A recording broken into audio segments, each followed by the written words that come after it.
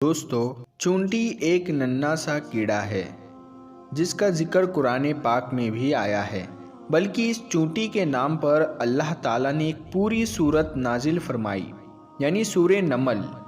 याद रहे कि नमल चूंटी को कहा जाता है।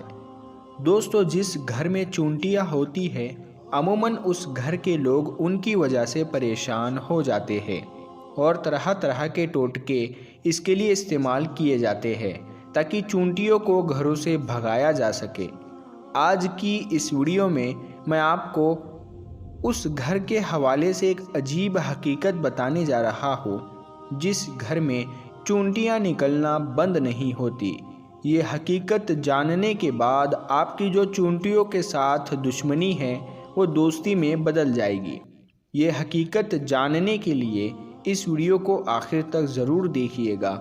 और अगर आपने अभी तक हमारे चैनल पठान वॉइस को सब्सक्राइब नहीं किया है तो अभी सब्सक्राइब कर ले और साथ में बेल नोटिफिकेशन को ज़रूर ऑन कर लीजिएगा ताकि हमारी हर अपलोड होने वाली वीडियोज़ आप तक वक्त पर पहुंचती रहे।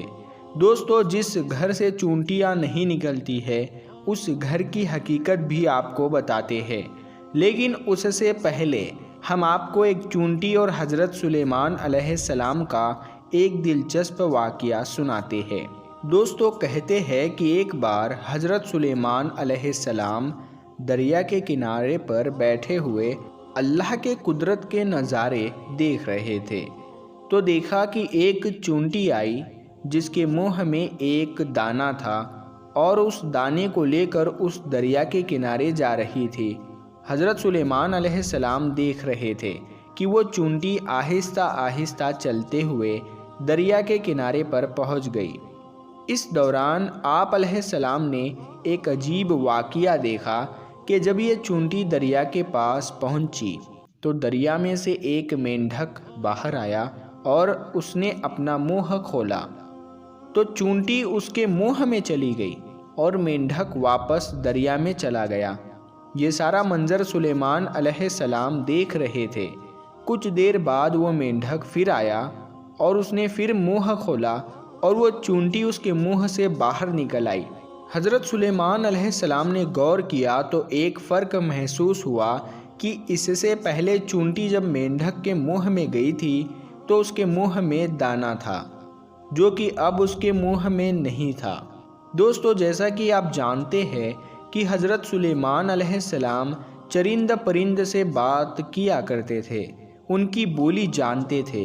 तो आप अलैहिस्सलाम ने चूंटी को तलब किया और पूछा कि ये क्या मामला है, ये तुम क्या कर रही हो? अभी तो मुंह में दाना लेकर मेंढक के मुंह में गई थी, तुम कहाँ गई थी? चूंटी कहने लगी कि ऐ अल्लाह के नबी, समंदर की गहराई में दूर जाकर एक पत्थर है, ये पत्थर अंदर से खाली है, उस पत्थर के अंदर एक कीड़ा रहता है।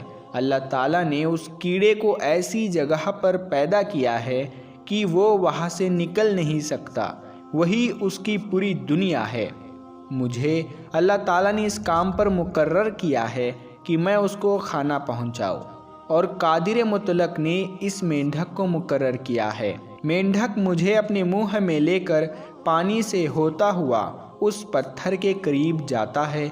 वो मेंढक उस पत्थर के सुराग पर अपना मुंह रख देता है। मैं मेंढक के मुंह से निकलकर उस कीड़े के पास जाती हूँ जो अनाज मेरे मुंह में होता है, वो मैं उसके पास रख देती हूँ। ये मेंढक मेरा इंतज़ार करता रहता है। मैं वापस उसी मेंढक के मुंह में दाखिल हो जाती हूँ।